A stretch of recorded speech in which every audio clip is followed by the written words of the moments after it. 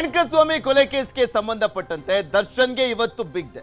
ಕೋರ್ಟ್ಗೆ ದರ್ಶನ್ ಖುದ್ದು ಹಾಜರಿ ಬಗ್ಗೆ ಇಂದು ಆದೇಶವನ್ನ ಮಾಡಲಾಗಿದೆ. ಸಾಕ್ಷಿಗಳ ವಿಚಾರಣೆಯ ಸಂದರ್ಭದಲ್ಲಿ ಕೋರ್ಟ್ಗೆ ದರ್ಶನ್ ಅವರನ್ನ ಖುದ್ದಾಗಿ ಹಾಜರಾಗಲಿಕ್ಕೆ ಅನುಮತಿ ಕೊಡಬೇಕು ಅಂತ ಅವರ ಪರವಾಗಿರುವಂತ ವಕೀಲರು ಅರ್ಜಿಯನ್ನ ಹಾಕೊಂಡಿದ್ರು. ವಾದ ಪ್ರತಿವಾದ ಆಲಿಸಿ ತೀರ್ಪನ್ನ ಕಾಯ್ದಿರಿಸಿತ್ತು ಸೆಷನ್ಸ್ ಕೋರ್ಟ್. ನ್ಯಾಯಾಧೀಶೆ ಸುಜಾತ ಎಂ ಸಾಂಬ್ರಾಣಿ ಪೀಠದಿಂದ ತೀರ್ಪು ಬರುತ್ತಿದೆ. ಸಾಕ್ಷಿ ವಿಚಾರಣೆ ವೇಳೆ ದರ್ಶನ್ ಹಾಜರಿಗೆ ಅರ್ಜಿಯನ್ನ ಸಲ್ಲಿಸಿದ್ರು. ದರ್ಶನ್ ಪರ ವಕೀಲರಾಗಿರುವಂತ ಅಶ್ಮತ್ ಪಾಷಾ ಸಲ್ಲಿಸಿದ್ದಂತ ಅರ್ಜಿ, ಅದರ ಬಗ್ಗೆ ತೀರ್ಪು ಬರುತ್ತಿವೆ. ದರ್ಶನ್ ಬರಬಹುದಾ ಅಥವಾ ಬೇಡವಾ ಅಂತ. ಯಾಕೆಂದ್ರೆ SPP ವಾದವನ್ನ ಮಾಡಿದ್ರು.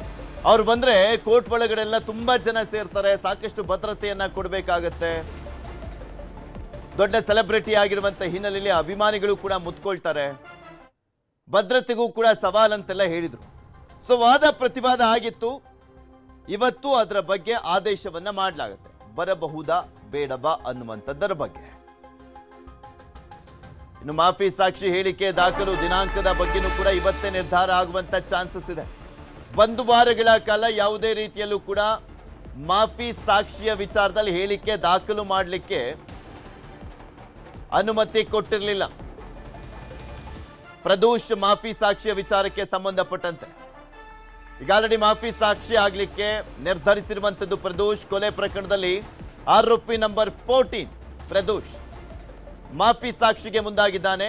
ಯಾವ ದಿನ ಪ್ರದೋಷ್ ಹೇಳಿಕೆ ದಾಖಲಿಸಬೇಕು ಅಂತ ನಿರ್ಧಾರವನ್ನ ಇವತ್ತು ಮಾಡುವಂತ ಚಾನ್ಸಸ್ ಇದೆ. ಮಾಫಿ ಸಾಕ್ಷಿಗೆ ಆಕ್ಷೇಪವನ್ನ ವ್ಯಕ್ತಪಡಿಸುವಂತಿಲ್ಲ ಅಂತ ಹೈಕೋರ್ಟ್ ಹೇಳಿದೆ. ಈಗ ಆಲ್ರೆಡಿ ದರ್ಶನ್ ಅರ್ಜಿಯನ್ನ ಈಗ ಆಲ್ರೆಡಿ ತಿರಸ್ಕಾರ ಮಾಡಲಾಗಿತ್ತು.